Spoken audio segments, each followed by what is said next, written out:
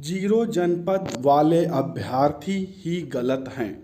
जिसकी बात आप सुनेंगे, चाहे जिस भी टीम का मेंबर हो, चाहे भी जिस भी शिक्षक भर्ती का अभ्यर्थी हो, उसका केवल एक ही जवाब रहता है कि जीरो जनपद वाले ही गलत हैं।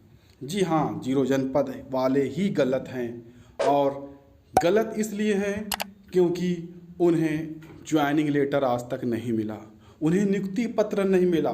सिलेक्शन लिस्ट में हैं, चयनित लिस्ट में हैं, नियुक्ति पत्र छपे थे साथ में, लेकिन वितरित हुए केवल 51 जनपद के अभ्यर्थियों को। जीरो जनपद वालों का कोई हक नहीं है क्योंकि वो इस देश के निवासी नहीं है, इस राज्य के निवासी नहीं है, वो सरकार को वोट नहीं देते।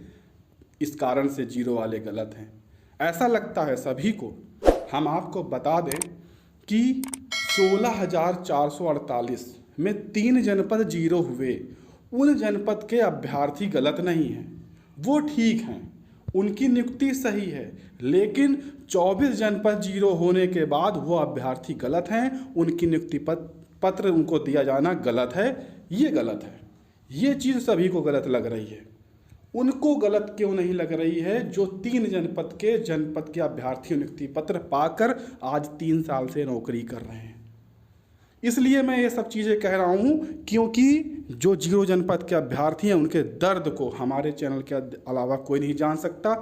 कोई भी वीडियो खोल लीजिए, कमेंट पढ़ लीजिए, क्या दर्द है जीरो जनपद के अभ्यर्थियों का।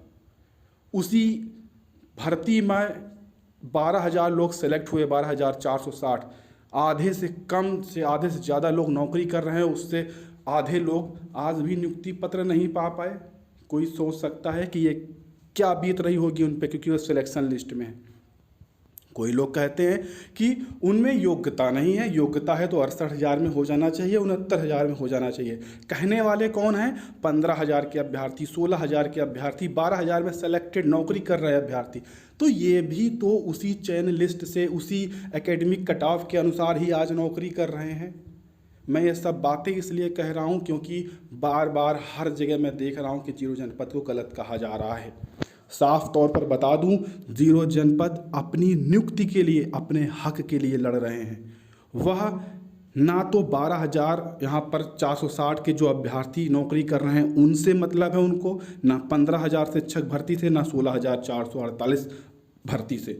साफ तौर पर हम आपको बता दें, आज मैंने पोस्ट देखी 15,000 और 16,000 के कुछ अभ्यर्थियों की।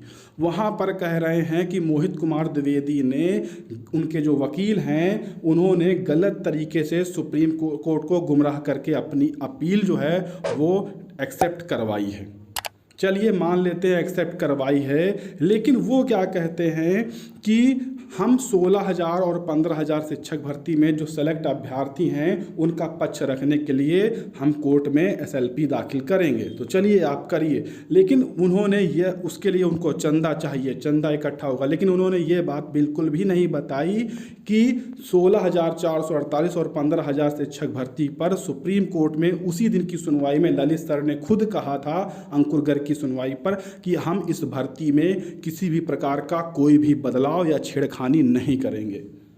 तो जब कोई बदलाव ही नहीं होगा तो उन सेलेक्टेड अभ्यर्थियों को सुप्रीम कोर्ट जाने की आवश्यकता क्या है? किस मुद्दे पर वो जाने वाले हैं? केवल इस मुद्दे पर कि जो 12,460 शिक्षक भर्ती में जीरो जनपद के अभ्यर्थी फंस गए हैं, उनको नियुक्ति पत्र ना मिल पाए, उनको फंसाया जाए किसी प्रकार से बस। क्या इसमें फ़ायदा होगा अभ्यर्थियों को जो नौकरी कर रहे हैं? मुझे ये बात आज तक समझ में नहीं आई कि क्या उनको फ़ायदा है।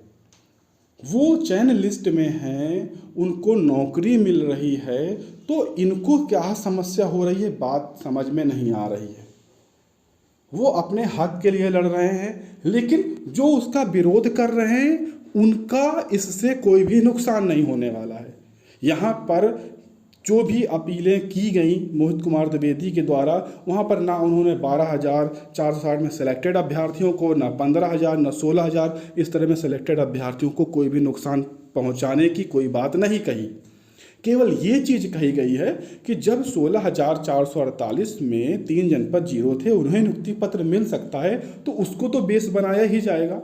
तो हमें भी नियुक्ति पत्र मिलना चाहिए। अब इसका मतलब ये नहीं हो गया कि 16,448 जो शिक्षक भर्ती है उसको रद्द हो जाएगी, चयन सूची रद्द हो जाएगी, ऐसा तो कुछ नहीं है। उसके लिए सुप्रीम कोर्ट ने पहले ही कह दिया है हम इसमें कोई भी बदलाव नहीं करेंगे, और अंकुर गर्ग की जो अपील थी उसे खारिज किया। यही चीज़ वहाँ पर बताई गई। अब इस वीडियो का केवल यही एक मकसद था उन लोगों के लिए कि जो लगातार ऐसा कर रहे हैं, लेकिन कभी न कभी इसका निर्णय सही आएगा। निर्णय नहीं सही आएगा तो ये भर्ती की चयन लिस्ट रद्द होगी, दोबारा से होगी, ये सभी चीज़ें सत्य हैं। अगर अभ्यर्थी लगातार लड़ेंगे तो अभ्यर्थी जरूर लड़ेंगे, क्योंकि उनका हक है 0 जनपद का, उन्हें नियुक्ति पत्र मिलना चाहिए और बिल्कुल मिलना चाहिए, क्योंकि ये भी उसी सिलेक्शन लिस्ट में है, इन्होंने भी उस मेरिट में अपना नाम दर्ज करवाया है, और इन्हें नियुक्ति पत्र मिलना चाहिए क्योंकि इनके ज़िले में सीटें नहीं हैं। अगर यही चीज़ किसी अन्य अभ्यर्थी की जो आज जा रहे हैं विपक्ष पे, अगर उनके ज़िले में ना होती तो आज ये उस पक्ष में बात कर रहे होते। ठीक है, तो केवल इस वीडियो को बनाने का मकसद यही था कि सभी लोग सावधान रहें।